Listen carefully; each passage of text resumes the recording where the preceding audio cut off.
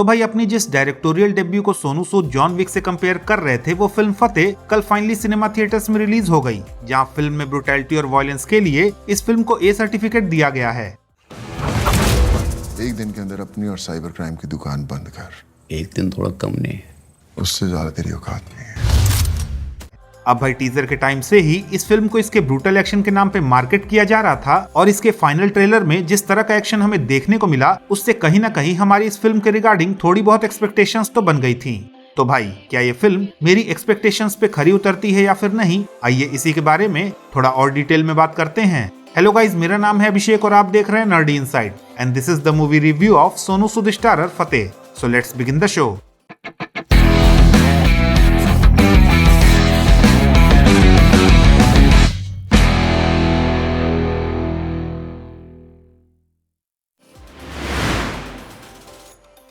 अब भाई अगर फिल्म की स्टोरी की बात करें तो ये कहानी है फतेह नाम के एक्स स्पेशल ऑप्स ऑफिसर की, जो कि करेंटली अपने गांव में एक पीसफुल लाइफ बिता रहा है। लेकिन भाई तभी उसके गांव की एक लड़की, जिसे फतेह अपनी बहन की तरह मानता है, वो एक लोन स्कैम वाली ऐप की वजह से एक डेंजरस साइबर क्राइम सिंडिकेट के चक्कर में फंस जाती है। जिसके बाद फतेह कैसे खुशी नाम की एक एथिकल हैकर के साथ मिलकर इस पूरे सिंडिकेट को निपटाता है, वेल यही इस फिल्म की कहानी है। अब भाई अगर आप फिल्म को केवल और केवल एक्शन के लिए देखने जा रहे हो तो एक हद तक आपको थोड़ा सेटिस्फेक्शन हो सकता है, लेकिन वो भी तब जब आपने जॉन विक या फिर नोबडी जैसी मूवीज नहीं देखी हैं। क्योंकि अगर आपने वो मूवीज देखी हैं तो आपको उनके सामने इस फिल्म के एक्शन में कई जगहों पर रिफाइनमेंट की कमी फील होगी। ऑल्दो भाई एक्शन कोरियोग्राफी को देखकर फॉर श्योर सोनू सूद को उनके विजन के लिए कॉम्प्लीमेंट करना तो बनता है। Not bad.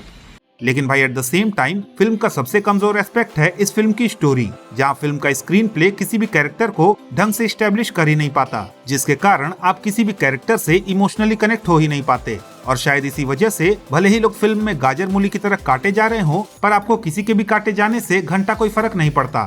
मुझे फर्क नहीं पड़ता, मुझे नहीं फर्क पड़ता और मुझे फर्क नहीं पड़ता। साथ ही भाई फिल्म की स्टोरी भी फर्स्ट हाफ में जिस स्लो स्पीड से आगे बढ़ती है, उसकी वजह से इस तरह की एक्शन थ्रिलर को देखते हुए जो थ्रिल आपको फील होना चाहिए वो बिल्कुल भी नहीं होता। इनफैक्ट अपने फतेह भाई साहब फिल्म में लोगों को भले ही बेरहमी से काट पीट रहे हो, पर जिस तरह से इस कैरेक्टर को एक इनविंसिबल हीरो की तरह प्रोजेक्ट किया गया है, उसकी वजह से आपके मन में इस कैरेक्टर के लिए कोई भी एक्साइटमेंट जनरेट होती ही नहीं है। साथ ही भाई इस पूरी फिल्म के एक्शन सीक्वेंसेस को जिस मिस्टिकल ड्यून थीम वाली बैकग्राउंड स्कोर के साथ पेयर किया गया है, वो भी इन पूरे एक्शन सीक्वेंसेस को काफी ज्यादा डल बना देता है।